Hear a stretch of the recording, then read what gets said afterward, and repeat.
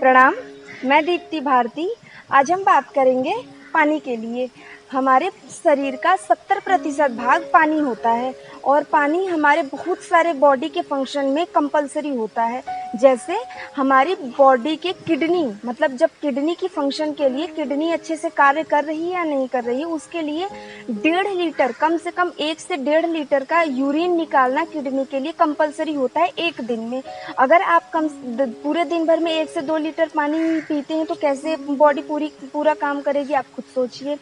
और सिर्फ यूरिनेशन के लिए ही नहीं, उसके साथ साथ चाहे वो हमारे स्टूल पास करना हो, जैसे कॉन्स्टिपेशन आज की कॉमन प्रॉब्लम हो गई है, पाइल्स हो गई है, ड्राइनेस हो गई है बॉडी में, स्किन प्रॉब्लम हो गई, ये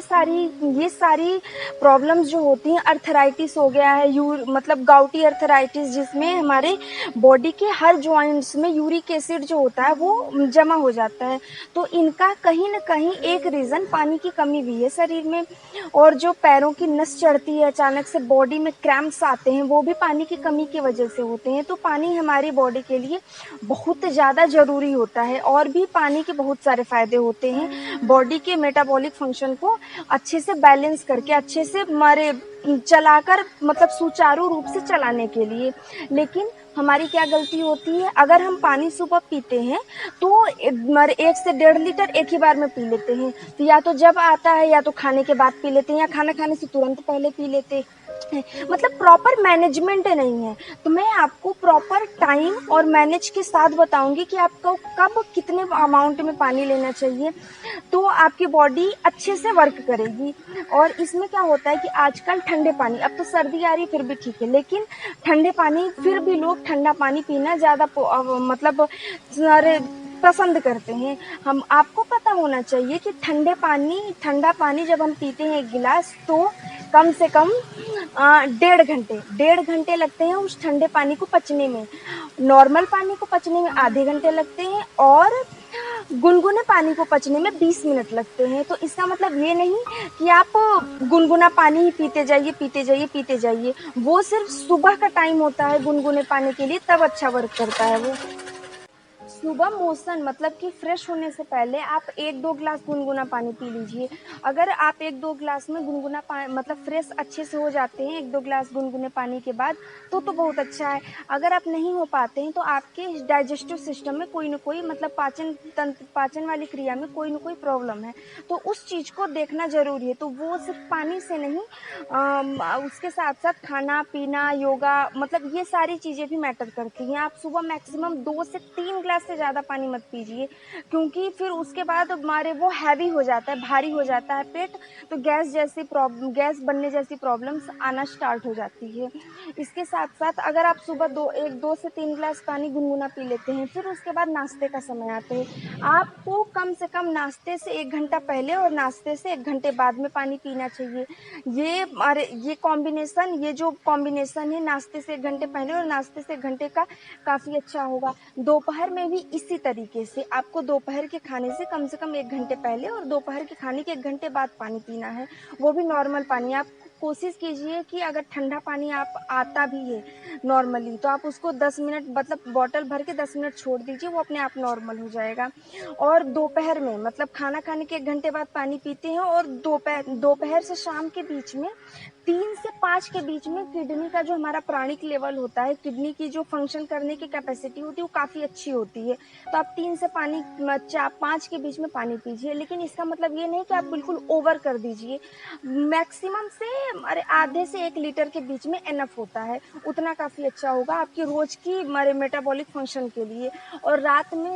में आप कोशिश कीजिए कि बहुत ज़्यादा पानी पीने से बचें, क्योंकि सुबह 2-3 ग्लास पानी, फिर नाश्ते में 2 ग्लास, फिर खाने के टाइम, तो वो बॉडी की फंक्शन के लिए प्रॉपर हो जाता है। तो अब नाश्ते में अगर आप दूध लेके पीते हैं, या तो आधे ग्लास पानी भी चलता है।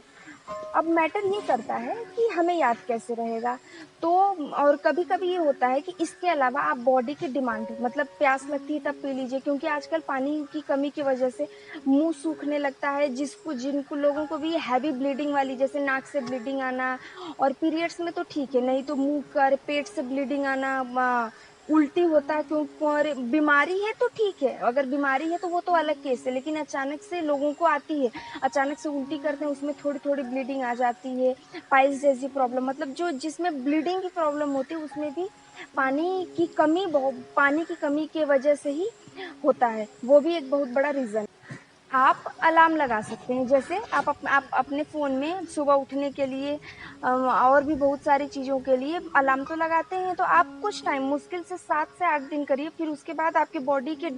अरे डिमांड मतलब बॉडी की आदत ही ऐसी हो जाएगी, बस कुछ दिन करने के बाद आपको खुद आदत हो जाएगी, तो आप धीरे-धीरे वो हैबिट में आ जाएगा। मतलब स्टार्टिंग में थोड़ा-सा अच्छी चीज़ों क्योंकि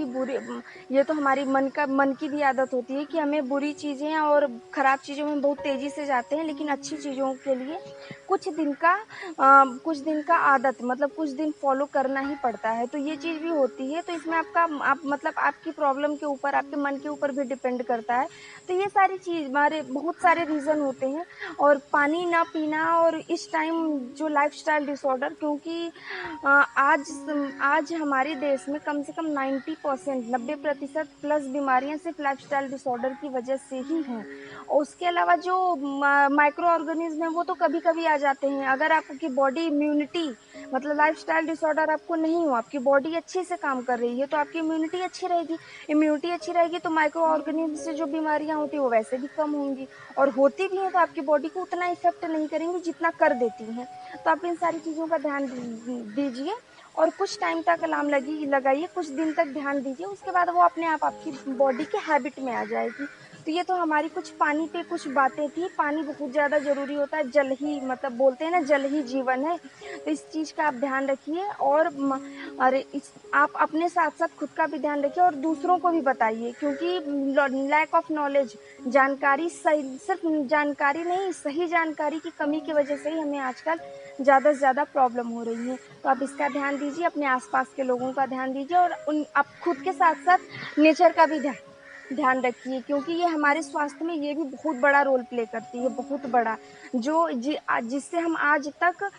मतलब अननोन है हमें पता ही नहीं है लेकिन ये बहुत बड़ा रोल प्ले करती है तो आप सबका बहुत बहुत धन्यवाद आपने मुझे यहाँ तक सुना